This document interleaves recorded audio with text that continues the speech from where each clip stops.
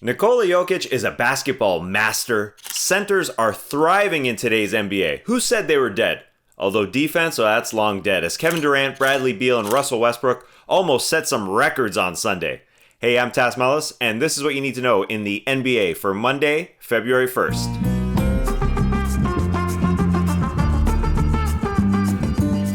Two centers are legitimate MVP candidates. Nikola Jokic or Joel Embiid would be the first center to win it since the early 2000s when Shaquille O'Neal, Tim Duncan, and Kevin Garnett were running things. Now we can always debate who is a center and who isn't. Tim Duncan was playing with David Robinson back then. He wasn't a center. All I know, as my man Trey Kirby would say, the big man is back! Look, Jokic and Embiid, they're definitely not traditional centers. Case in point, Nikola Jokic's performance on Sunday when his Nuggets took on the hottest team in the NBA, the Utah Jazz. He gave the Jazz 47 points in all sorts of ways. He hit threes, floaters on the move, going past bigs, going past smalls. He got past all of them.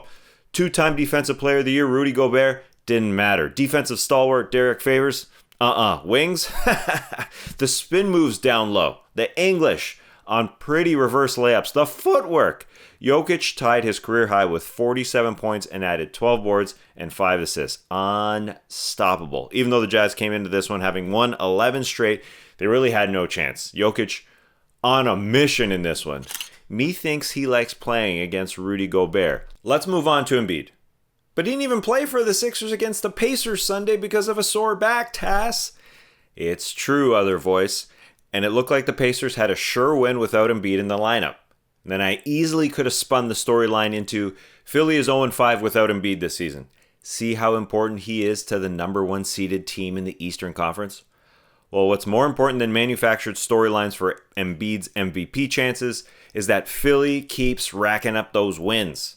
And it looked like they were done versus Indy. Down 16 early in the fourth quarter, Doc Rivers needed something, so he decided to play zone. And the Pacers hit only one shot the last 8 minutes and 15 seconds.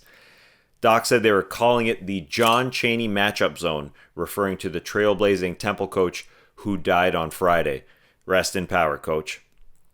Tobias Harris had 27. Furkan Korkmaz hit a couple huge buckets down the stretch.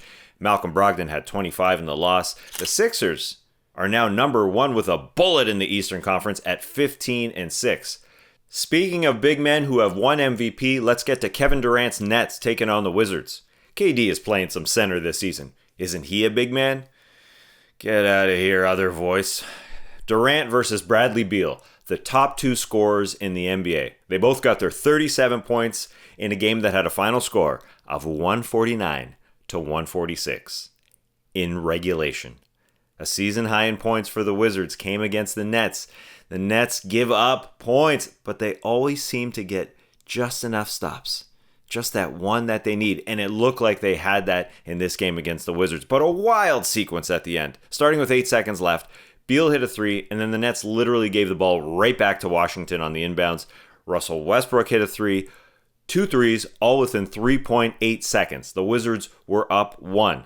The Nets then inbounded under Washington's hoop, and because Washington's defense is horrendous, they somehow got a direct pass underneath the hoop to Timothy Luwawu-Cabarrot. He missed a lefty layup, and the Wizards won. Russell Westbrook got his second season high in a row. He led all scorers with 41 points, and probably most words spoken. The Wiz got just their 4th win of the season, but 2 of them have come against Brooklyn. They are 4-12. James Harden sat with a thigh contusion in this one. It could have been a strategic sit by the Nets as he has not been in great shape. Although thigh contusions have been running rampant around the NBA this season, I'm not joking about that, the combined 295 points. 295 points. It's so many I can't say it. Is the second highest scoring game in the last 25 seasons that didn't go to OT per ESPN stats and info.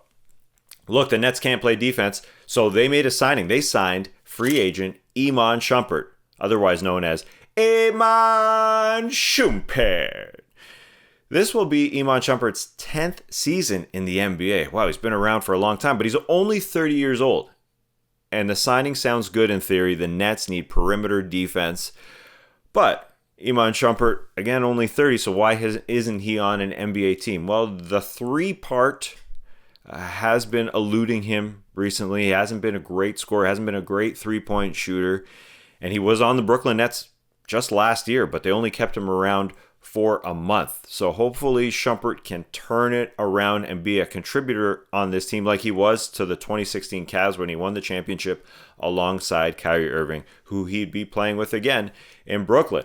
Or was this just a signing to get up to that 14-player requirement, as the Nets needed to sign a player on the weekend to get to 14 players? They decided Iman Shumpert was their guy. Another rumored player to be going to the Nets is JJ Redick. He was a healthy scratch in the Pelicans' last two games, and Shams Charania of The Athletic has reported the Pelicans are focusing on trading him to the Nets, the 76ers, or the Celtics. Now, the Nets have said they are not done, but I don't think Redick is a fit, considering how bad they are defensively. The 76ers make sense because Redick was just there a couple of years ago, but he would be taking minutes away from players a lot younger than him. Redick is 36. The Celtics makes the most sense to me because they need somebody off the bench. The Sixers have enough players. The Celtics are desperate behind Kemba Walker and Marcus Smart to get some guard play. Staying at the top, on Sunday, the Clippers had an early brunch matchup in Madison Square Garden. After being polite and letting the Knicks lead plenty of the conversation in the first half, LA did all the talking in the second half. We getting a Seinfeld reference here, JD? The Clippers are the NBA's best third-quarter team this season. After what happened in the playoffs last year, giving up those 3-1 leads, you know that was a focus coming into this year. Kawhi Leonard continued his potential MVP run with 28 points, and with the Jazz loss, the Clippers now own the league's best record at 16-5. Good news for the Minnesota Timberwolves. They haven't got a lot of that this season. Number 1 pick Anthony Edwards started his second consecutive game and was productive. 23 points, 5 boards, 4 assists, and 4 threes in a win against the Cavs. He and Malik Beasley and D'Angelo Russell hit plenty of 3 balls to overcome Karl Anthony Towns' absence. They almost didn't overcome it because poor Ed Davis had to guard beefy Andre Drummond. Ed Davis, that undersized center that gets the horrible task year after year after year of guarding guys that are way too big for him. Drummond had 25 points and 22 rebounds, as the Wolves were also missing Naz Reid. Bad news for Cleveland.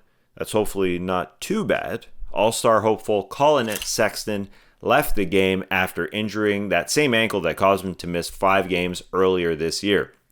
Magic Raptors. Pascal Siakam said he's been feeling better physically. Siakam had 30 points and 10 rebounds against Orlando. Back-to-back 30-point games for the first time this season for Pascal.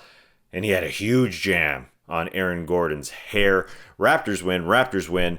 They're now 8-12. Utah Watanabe is the latest Raptor in a long line of Raptors to seemingly come out of nowhere and make an impact. The fan favorite hit all 3 of his threes. He's Toronto's new Jorge Garbajosa for all you Jorge Garbajosa heads out there. That's it for me. I'll be back Tuesday to give you the news as fast as I possibly can. Make sure you check out Monday's full-length No Dunks episode where we will go through our winners and losers of the NBA weekend. I'll see you tomorrow.